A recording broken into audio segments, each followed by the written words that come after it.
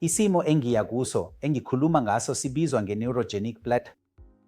Manje i-neurogenic bladder, indlebe yesinye isebenza kahle, kodwa okwenzeka ngempela ukuthi lezi ngane zizalwa nezinkinga emgogodleni wazo.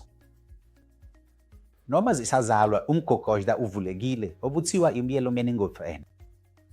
Futhi okwenzekayo esibelethweni umgogodla kanye nezinzwa eziya esinyeni kanye namathumbu kugezwa ngoketshezi lwe-amniotic. Lokhu kuholela ezinkingeni esinyeni nasemathunjini. Manje yiziphi izinkinga esikhuluma ngazo? Lezi zingane zibonakala kanjani? Lezi zingane zikhona ngokungakwazi ukukhipha esinyeni sazo. Ziphinde zibe nezinkinga zokuthola izifo eziphindaphindiwe zomthamo ezibuhlungu kakhulu, umkhuhlane ophezulu, nokungakwazi ukuthama, okuphatha kabi ingane nabazali bayo.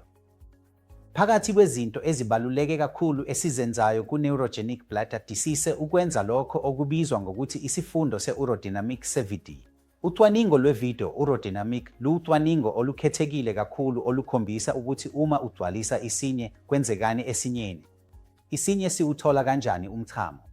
Ingabe siyakhululeka njengokujwayelekile bese sigcina umchamo omningi ngengcindezi ephansi noma siyasebenza ngokushesha kakhulu?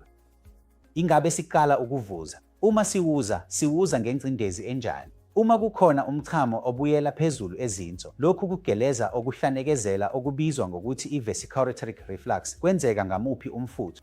Ngakho sithola lonke ulwazi oluvela ku-urodynamics yevidiyo.